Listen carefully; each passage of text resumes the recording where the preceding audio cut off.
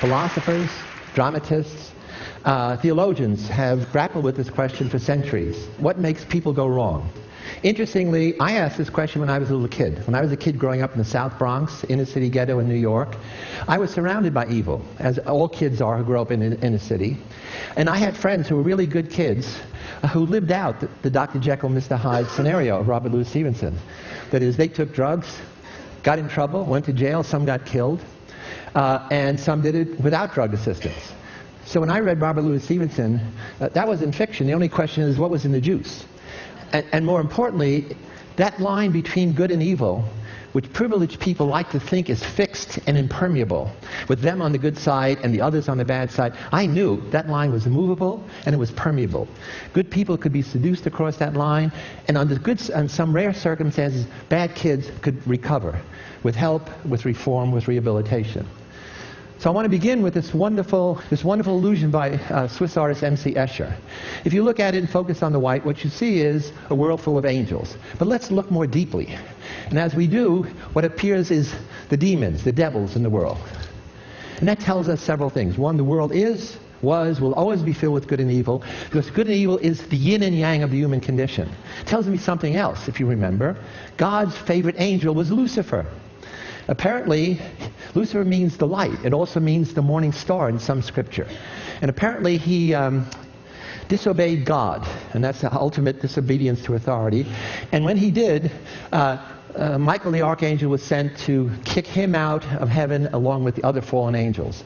And so Lucifer descends into hell, becomes Satan, becomes the devil. The force of evil in the universe begins. Paradoxically, it was God who created hell as a place to store evil. He didn't do a good job of keeping it there, though. So this arc of the cosmic transformation of God's favorite angel into the devil, for me, sets the context for understanding human beings who are transformed from good, ordinary people into perpetrators of evil. So the Lucifer effect, although it focuses on the negatives that people can become, not the negatives that people are, leads me to a psychological definition. Evil is the exercise of power, and that's the key. It's about power. To intentionally harm people psychologically, to hurt people physically, to destroy people mortally or ideas, and to commit crimes against humanity. If you Google evil, a word that should surely have withered by now, you come up with 136 million hits in a third of a second.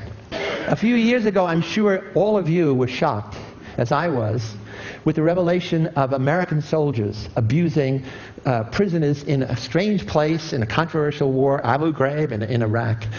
And these were men and women who were putting prisoners through unbelievable humiliation.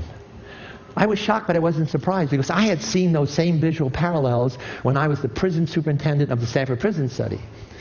Immediately, the Bush administration, military said what? What all administrations say when there's a scandal: don't blame us, it's not the system, it's the few bad apples, the few rogue soldiers.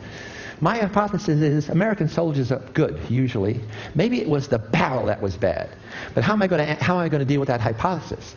I became an expert witness for one of the guards, Sergeant Chip Frederick, and in that position, I had access to the dozen investigative reports. I had access to him.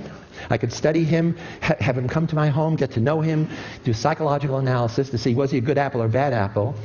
And thirdly, I had access to all of the 1,000 pictures that these soldiers took. These pictures are of a violent or sexual nature. All of them come from the cameras of American soldiers. Because everybody has a digital camera, a cell phone camera, they took pictures of everything, more than 1,000. What I've done is I organized them into various categories, but these are by United States military police, Army reservists. They are not soldiers prepared for this mission at all. And it all happened in a single place, Tier 1A, on the night shift. Why?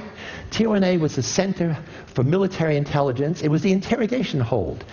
CIA was there, interrogators from Titan Corporation, all there, and they're getting no information about the insurgency. So they're going to put pressure on these soldiers, military police, to cross the line, give them permission to break the will of the enemy, to prepare them for interrogation, to soften them up, to take the gloves off. Those are the euphemisms. And this is how it was interpreted.